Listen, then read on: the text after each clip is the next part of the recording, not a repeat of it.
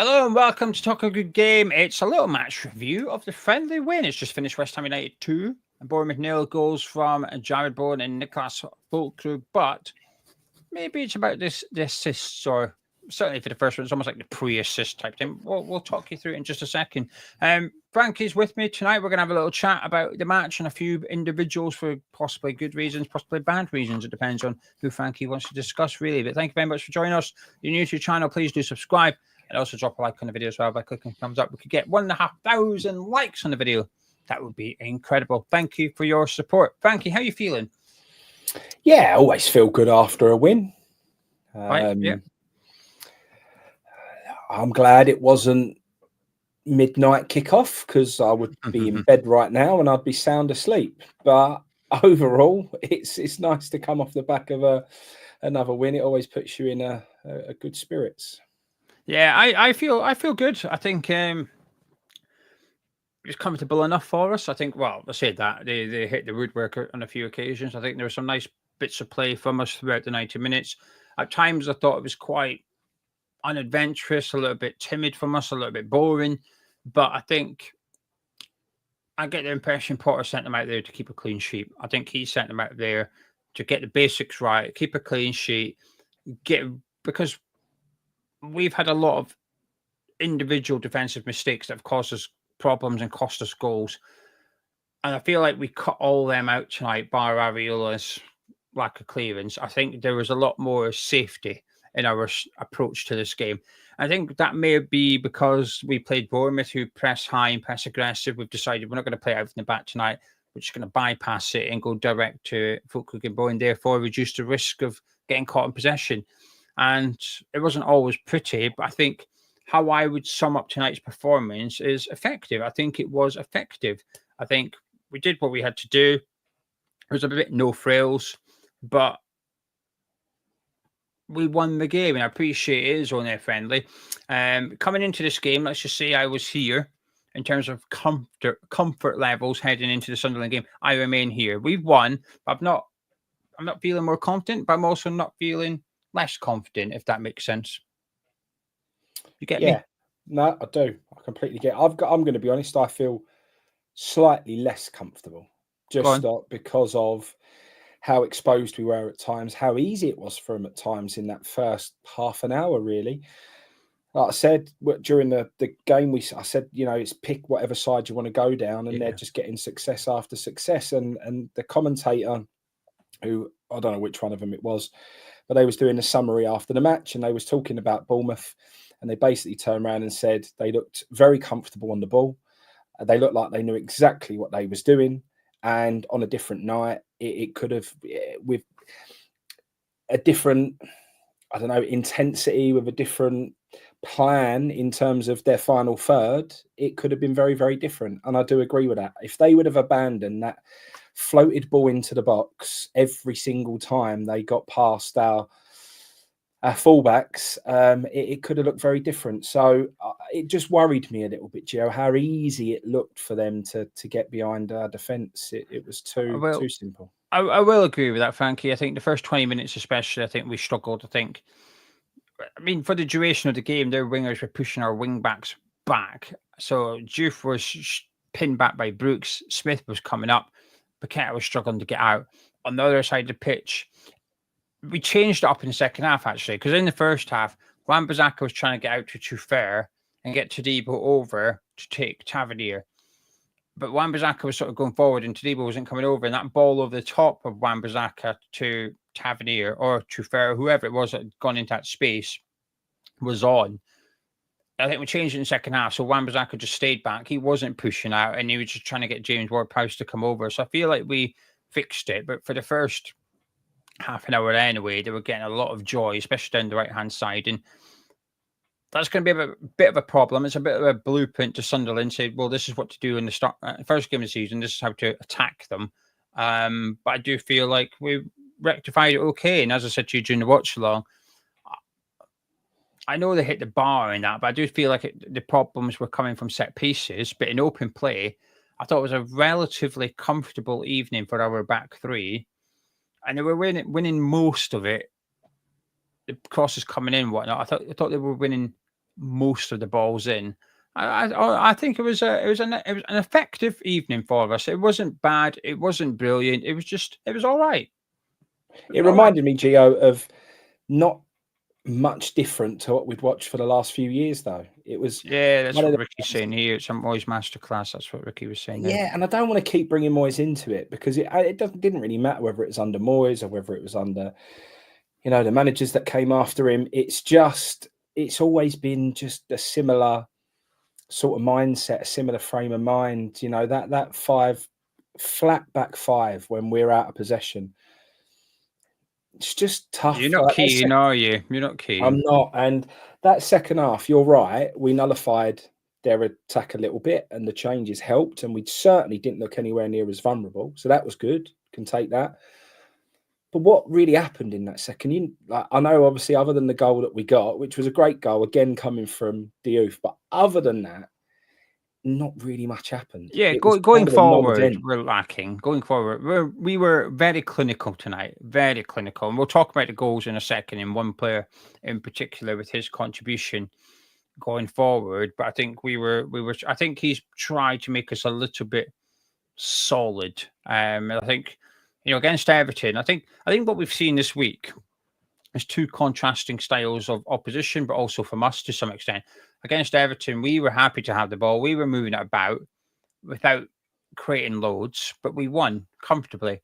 Tonight, we've come up against a team with a completely different style who are pressing us high up the pitch. They're moving the ball a bit quicker, and we've won comfortable enough in the end. So we've come up against contrasting styles. We've played differently, and we've won both games. So I think I'm going to take a little bit of encouragement from it. But like I said, I'm not going to get my hopes up or improve my confidence because I do feel like we rode our luck at times, but it was all right. Now, before we talk about individual players, I want to say thank you to Billy for the £5 super chat. Billy says, Potts needs to start. Diouf looks good. Bowen good as always. Fullkrug good. Paqueta back in form.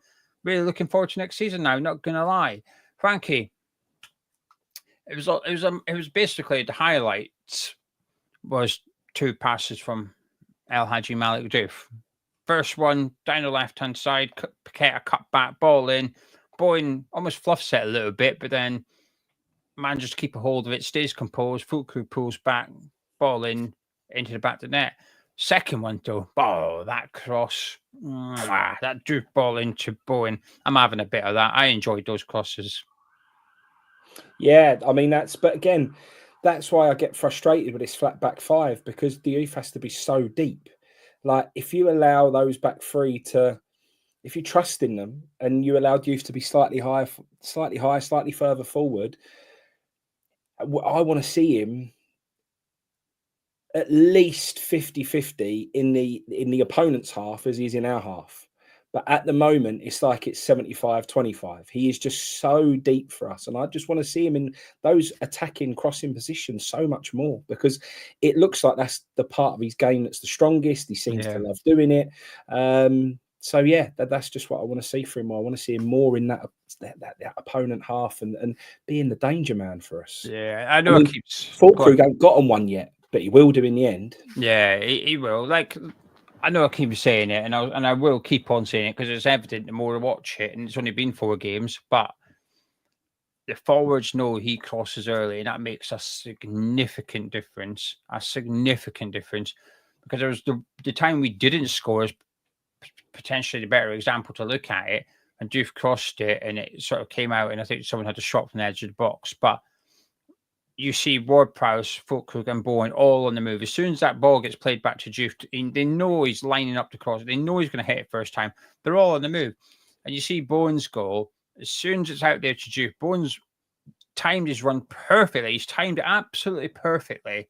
He's held it, but he's gone at the right time because he knows that ball's coming in early from that. He knows my man is a way to whip this in early. I'm getting in the right position. The cross is just, I love a good assist, Frankie, and that was a really good assist. For a defender, you don't want to be doing that. You don't want to defend crosses facing your goal. And that's where Diouf is putting them sometimes. And we will, I feel confident. I'll make a prediction now, right? This might be you heard it here first, okay?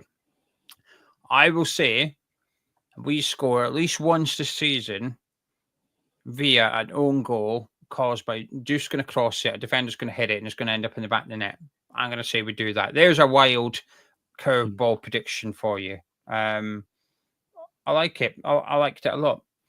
Any individual performances you would like to pick out for good or reasons? It's completely up to yourself.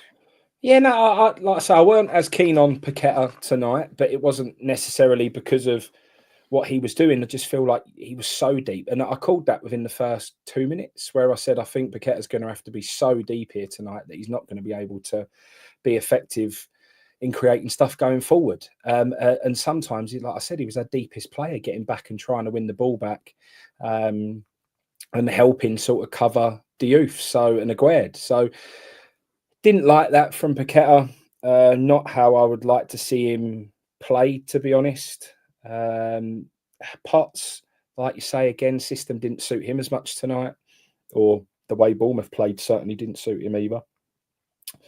Wan-Bissaka, just too easy to get past. They just found him as the weakness, floating it over his head.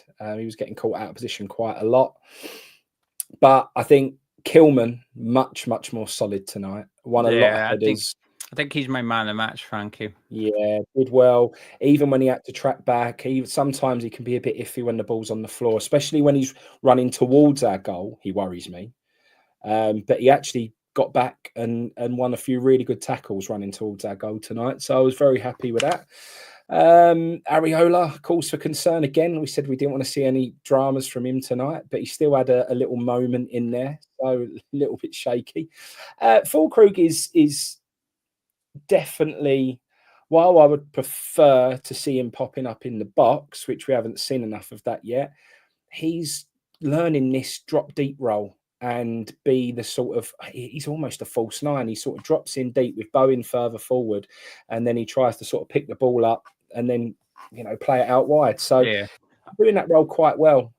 He's linking the play up nicely. Once the centre-backs are picking him out more regular, I think it'll help. I think sometimes they're going for Bowen. Fullkrug drops deep and they go for Bowen. Now, in some sense, Bowen's taking advantage of the space occupied from Fullkrug dropping deep. But I think it's almost the wrong way around. If Fullkrug drops deep and gets on the ball, he's very good at that element of his game. And I think with him playing slightly to the left and obviously Bowen's to the right, it brings him a little bit closer to Diouf. And that's the channel we want to go down. I think if we're going to get into Fullkrug, that's the guy we want to be making a run, getting in behind the defence, getting Fullkrug to release him. But I think Max Kilman would be my man of the match. Now, Diouf had a very good game, but I think Kilman was excellent. He didn't do too much wrong, actually. I'm not his biggest fan. I've never been his biggest fan. Maybe that means I give him too much credit when he plays well, because it's like I'm conscious that I'm quite critical of him. But I was very impressed by him tonight. I think we did well. I was pleased. We were very effective, very organised, worked hard. I've got little to no complaints, other than the fact that going forward, I would have liked to see a bit more. But you win 2-0 in the Premier League, I'm buzzing. It's hard to. Do you win 2-0 in the Premier League playing like that, though, Gio? Some games you will. But I think we won tonight, didn't we? And you might say it's a pre-season friendly, but that works both ways. It's a pre-season friendly for us as well, right? But we were, to take the positives from the game, we were very clinical going forward. Diouf, it's an assist officially, but the first one, practically an assist for him, right? His cross is the one that's gone in there and caused all sorts of bother. Defensively, I thought we were, it feels weird because they've hit the woodwork on a couple of occasions and whatnot, but I thought we were comfortable defensively, Frankie. I was worried about how they were building up the play and they were getting into our final third or just outside it relatively easily, and I thought they were. But once they got there, apart from early on when Brooks skinned Paqueta on a couple of occasions, defensively, I thought we were quite comfortable. I didn't feel... In the second half, Frankie, I didn't think they were going to score. Honestly, I didn't think they were going to score in the second half. No, I would agree with that. I felt comfortable watching that. Yeah. From a defensive standpoint, I felt comfortable. From an offensive one, I thought we were lacking. But and this is how I will summarize the game. Coming into the summer, I felt we needed a new goalkeeper in the summer and a midfielder. Every game I've seen pre-season, I feel more and more and more. I can't be more confident about this. I'm already at 100%, but somehow I feel even more confident after watching that tonight. You get a new goalkeeper. The way that we can play changes drastically without changing much. You get a new midfielder. The way we play that system changes drastically without changing much. After Everton, after Man U, after Grasshoppers, I felt we are a goalkeeper and a midfielder short tonight. I feel like we're a goalkeeper and a midfielder short, Frankie. I don't think anything's actually changed. It's just more evidence for me that says we need a new number one and we need a new midfielder. And if you get both of them, we'll be okay. I think it's hard to predict league positions. I've been saying 14th, 15th. I still feel it's a 14th, 15th, but get a new goalkeeper and a midfielder that can do the box-to-box thing, because I think a new midfielder would benefit Paqueta playing that role tonight. I think Paqueta would benefit from having a more athletic midfielder behind him that can out Potts. Potts needed to push over on occasions a little bit and couldn't, and I think that will come. Potts is still very, very new to this team. Very new to this team. So, yeah, I'm all right. I feel good. But before we wrap it up, I just want to say thank you to Paul for the £10, £20 super chat. Wow, thank you. Thank you, Paul. Good result. Didn't like information, but we got a result out of it. So well done, lads. Sums it up really well. Final words from yourself, Frankie. Well, I'm just watching the highlights back now. And like I say, it's a bit of a swings and roundabouts. He starts off with the Evan Nielsen chance, which Harry misses that. You watch it. The more you watch it, you think I think Harry he's offside, scored. Though. Yeah, maybe. But then you see the ball from Diouf and then the Bowen and Fullkrug link up. And I said in the last game that we played, I just want to see a Fullkrug and Bowen partnership developing. And tonight, I would say, I think we've seen the biggest signs of them two getting on the same wavelength and becoming a partnership. And that can be only a good thing. So, yeah, like I say, I mean, some people in the chat have said that maybe I seem like a bit of a half glass, half full kind of guy. But I think Gio knows that couldn't be more the opposite. I am very much the optimist and the man who Every little preview me and Frankie did last season, he said we'd win every game. Predicted a win in every game. But it's YouTube. People think some people in the live chat right now will think we're too negative, and some people will think we're too positive.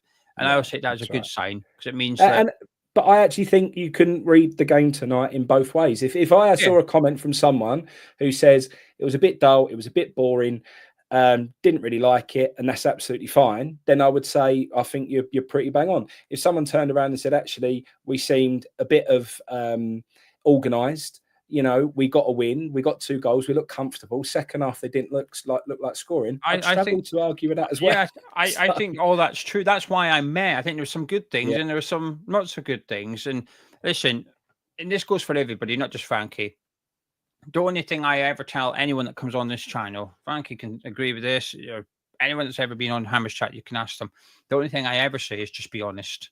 Same in the comment section, just be honest. If you're positive, brilliant. I want everyone to be positive, and I like to assume that everybody wants to be positive. And if you're negative, it's not your fault. I hate people saying sorry, but I feel negative. It's not your fault. Don't apologize. It's your honest opinion. Just be honest. If it's positive, good. If it's negative, not so good. Hopefully something changes so you feel positive. Just be honest. If you want pure positivity, I'm sure there's channels that clap 3-0 defeats. And if you want pure negativity, I'm sure there's channels that complain about 3-0 wins. But you might think we do one of those, by the way. You might think we're constantly happy or constantly negative. We're just honest. We'll never always agree. It doesn't really matter what I think or what Frankie thinks. It's just our opinion. It matters what you think. So get involved in the comments below. Anyway, rant over. I don't like it when people tell people what to think. No, I would never dare to tell people what to think. Think what you want. No, I agree with that.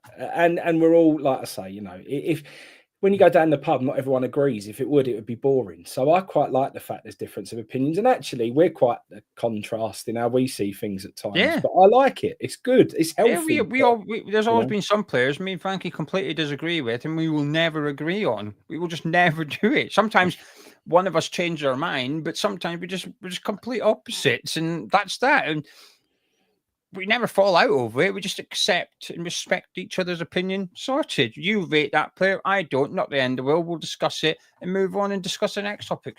And then we'll have a bit of banter about it throughout the season every time one of them when someone does good, we'll be like, yeah, I told you. Yeah, I'll piss off. And when someone does crap, say, yeah, I told you. It goes on. It's fun, right? Life's difficult enough, right? Without football should be your escape from what's going crap in your life. Your life is hard for everybody. Life should be your escape. Hammer's Chat should be your escape from real life. You should be able to put this on and forget that you owe money. You got your bills coming up. You got to put this on and forget that you've had a tough day at work. Put this on, forget that your kids are playing up, whatever. Maybe you're going through a tough time with your relationship, wherever it is. Hammer's Chat, I always want to be a distraction from real life. That's it. Football should be a distraction from real life. That's what it is. It's a distraction. So for 90 minutes, you can watch West Ham and just forget about everything crap. Just have 90 minutes of pleasure.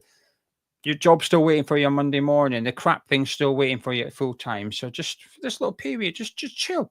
It's the same with Hammer's Chat watching a video. Just chill. Hopefully enjoy it. If not, apologies. But we're doing our best. But just life's difficult without making your distractions difficult as well. Just chill, relax. We're all good. Anyway. I don't know why we've got into this. It's turned into like a psychology podcast. Get Potter on here. He's the expert. He'll tell us what's happening. Yeah. Maybe I'll shout at Potter. Say, "Oh, Potter, this has made me a distraction, mate. What are you doing?" Anyway, right. Final words. Get a goalkeeper. Get a midfielder. Good ones and the right ones, and I'll feel a lot more comfortable going into the season. Tonight was a comfortable performance. Tonight was a comfortable win. Defensively, good. Offensively, a bit dull and lacking. I think you can be one or the other. As long as you're really good defensively, going forward, you can be quite quiet because you're keeping a clean sheet to outweigh. Likewise, if you're going to be hopeless at the back, you better bloody make sure you're good going forward. And if you are, you're all right. You'll win games 3-2. Ideally, you want to be both. But it's not very often teams are both. Tonight, we were good defensively. Against Everton, we were good at retaining possession and controlling the tempo of the game. When we play Lille, it would be nice to see a bit more adventure. But we'll see. Right then, Stephen, thank you very much for £5 super chat. Appreciate you. Yeah, okay. 9 minutes of pleasure watching West Ham. Maybe that's a bit of a 9-minute distraction. I'll just stick with that one. Thank you. Any final words? Who's your man of match? Are you giving it to Diouf or are you going? No, do you know what? That was my question. I was thinking, do I give it to Diouf or Kilman? And Diouf, while them balls were absolutely fantastic, there were too many other iffy moments. Whereas I don't think Kilman often has an iffy moment. I don't think he did tonight. I think he was very, very good. I think everything he did, he did well. So yeah, I think Kilman's the man. Well done, Max Kilman. You are the Hammer's Chat watch-along hammer of the match. Right, me and Frankie are going to love you and leave you. Hopefully, we've distracted you for 23.5 minutes before you disappear. Please show your appreciation for the 23.5-minute distraction by clicking the thumbs up button and drop a like on it. Subscribe to Hammer's Chat. Myself and Frankie will be back later on in the week with our podcast. We'll see you then.